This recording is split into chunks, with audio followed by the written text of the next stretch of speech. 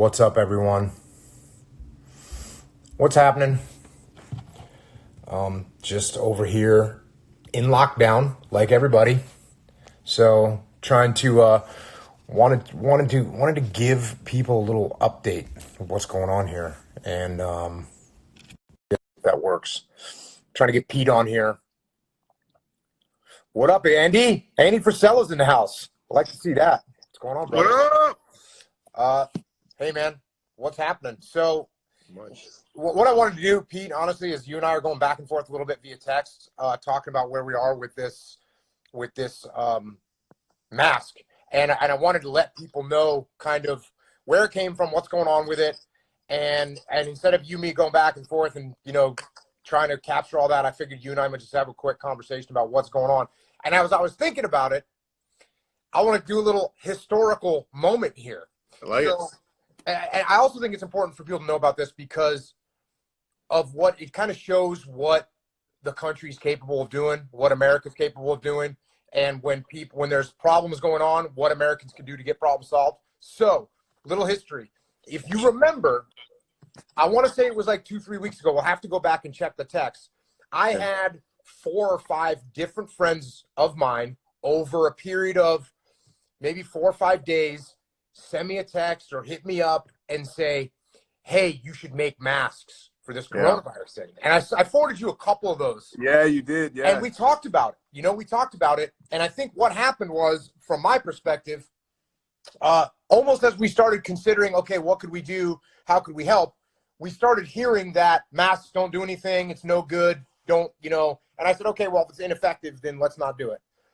So then over the past more recent, what has it been, like 4 or 5 days, people have been starting to say, we need masks. And of course, I'm thinking, oh, they need this high-speed respirator that you need to produce from, foreign plastic or whatever, which we don't really have the capability of doing. But it turned out that no, what they needed was masks, the basic kind of surgical masks that everyone's familiar with. And then on top of that, there's a disadvantage to those surgical masks, which is that they don't really fit very well, right? There's a lot of space.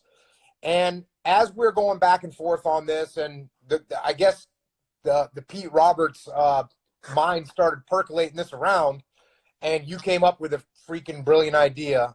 And so what made you think of actually using our warp wick material and making is buff the right word?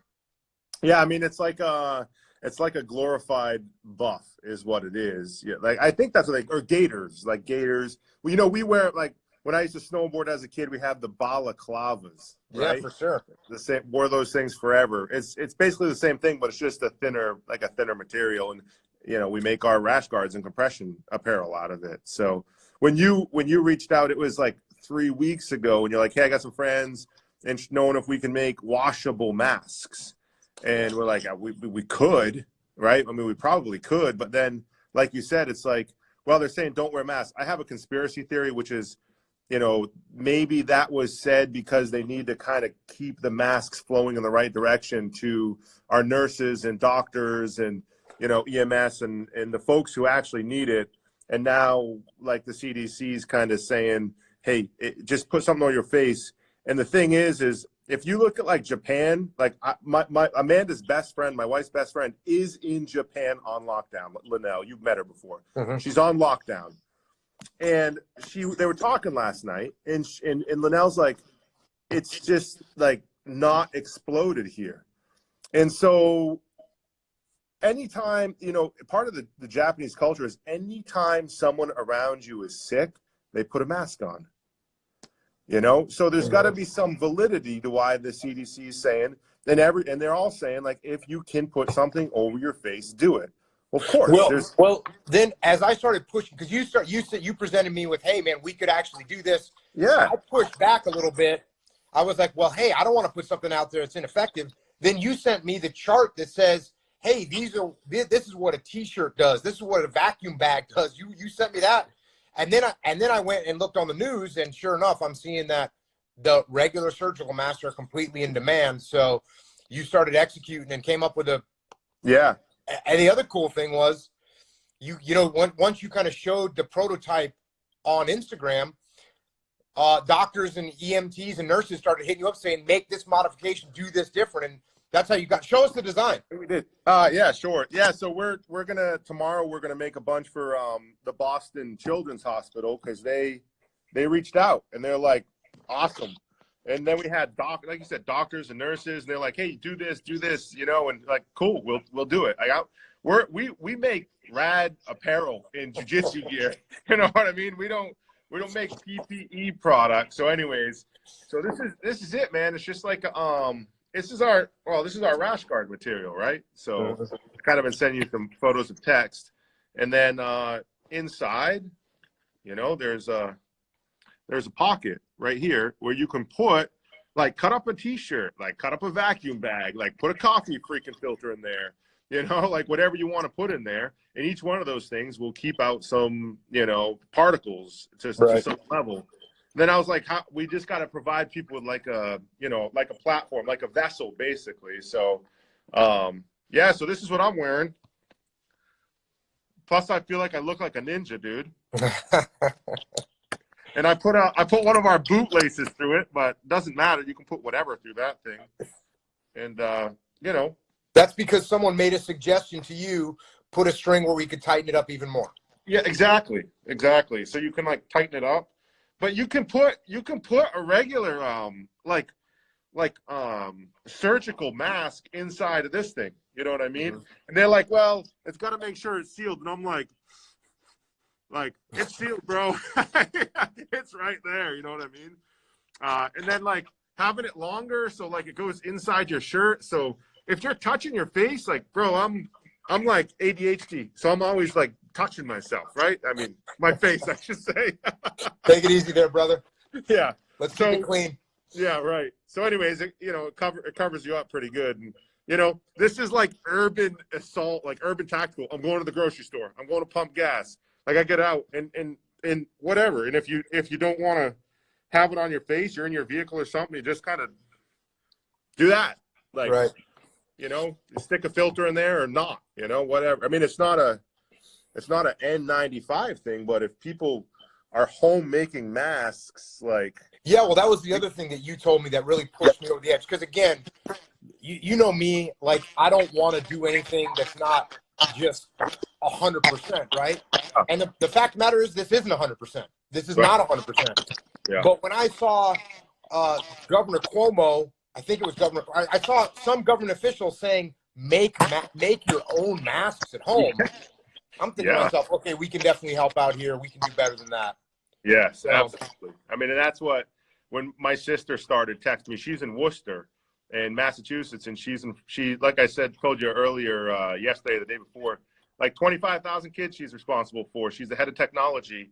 And so she gets all the updates, and she's like, she started putting the pressure on me too. She's like, Pete, you got to figure something out. These people need your help. They need Origin's help. So we're like, all right, we'll make it happen. So that's what we're doing. So talk to, I mean, just to get a little bit less technical, or not technical, but on the production side, what does it look like? How much material do we have?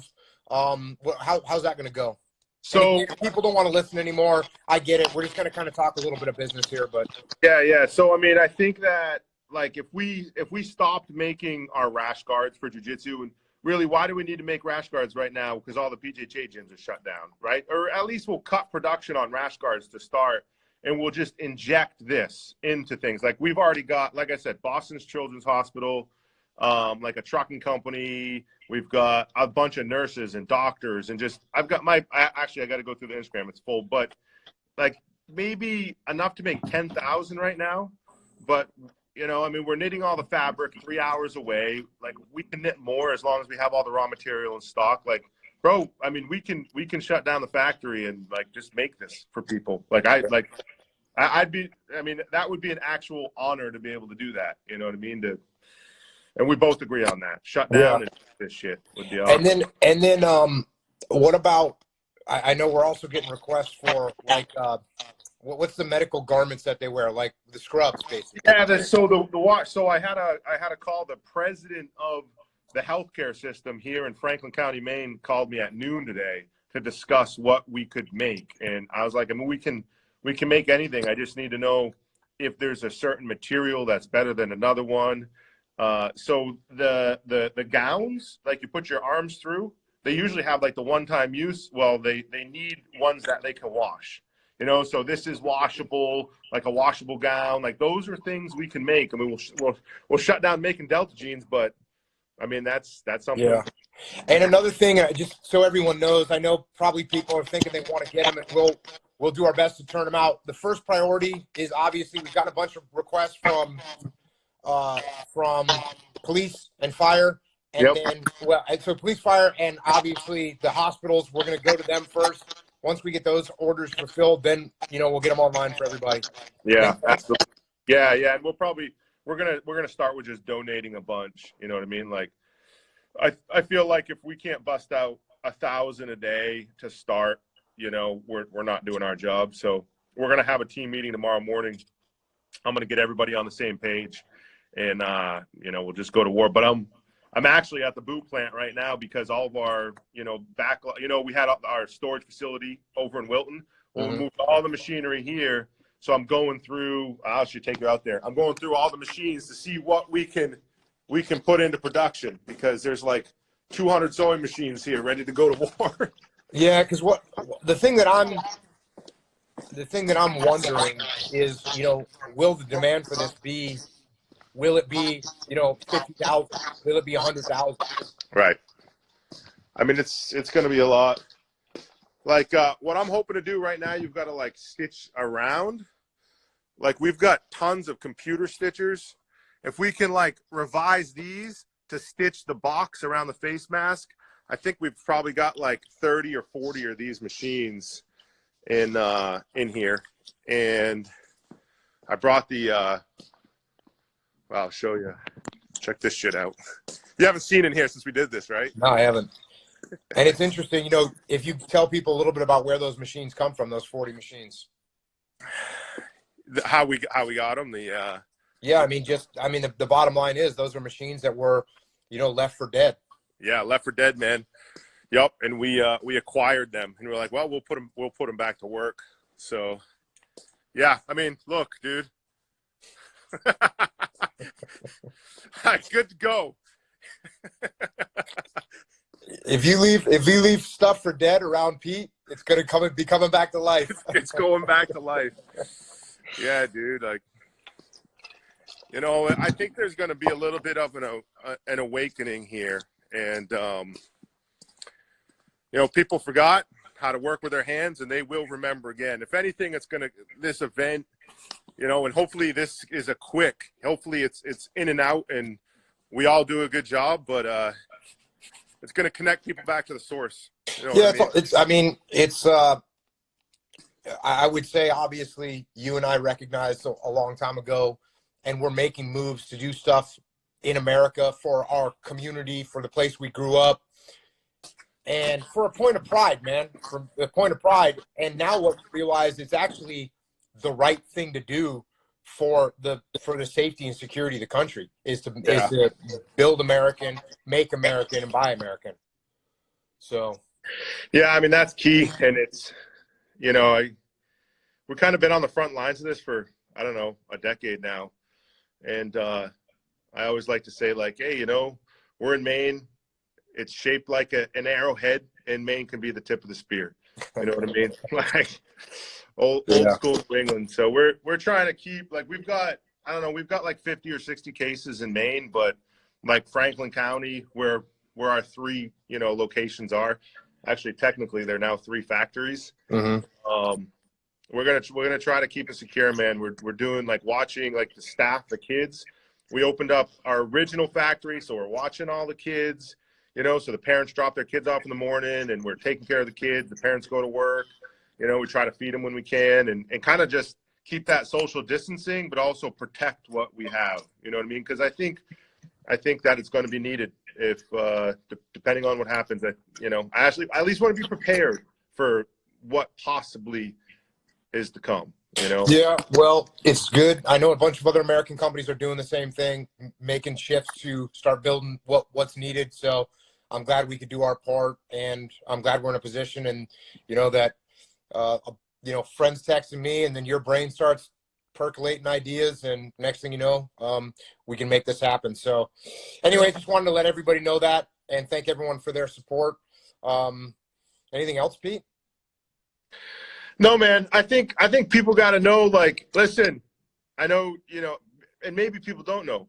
You know, Jocko is my business partner and owner of this company also. Like, all these ideas are his ideas. It's our ideas together. So he's humble in that sense. Like, we're always throwing ideas around. Like, this is only possible because of that relationship. And you know, we've built out a really good team here to be able to be successful, you know, and like tomorrow, man, extreme ownership, you know, like that's what's happening. Like, we're going to have conversations, and it's not like having the best idea. It's just having the right idea, you know? Okay. So appreciate it. But now that I'm sitting here thinking of ideas, what are we going to do for how fast can we get the initial first responders and medical personnel fulfilled, and then how fast can we get this up on the site so that people can get them? I need tomorrow to get the team prepared and to get them into production. And at the end of the day, we're going to know what the capacity will be and what machines I need to pull out of here. I'll have Bill start pulling machines tomorrow, getting them set up, oiled up, you know, greased up, get them threaded and get them running. And at that point, we'll have a really good idea. By the end of the shift tomorrow, we will know that. But they'll be on the website for sure this week, and we'll start shipping some donations out to, you know, like the Boston Children's Hospital, who we're waiting on. We'll start shipping some of this stuff out. Our local hospitals. I did email New York City last night. There was, hey, if you guys can make stuff, if there's any companies out there that can make things, email. So I did email them. Waiting on a response there, but we'll do as much as we can, man. I mean, we'll do as much as we can. So, but we'll get them on the website for sure. The better front half of the week. It sounds like we'll get it done, which is what America does. We get it done. All right, brother. I'll talk to you later. Thanks, everyone. All right. Stay clean, stay safe, stay healthy. We'll talk to y'all later. Out.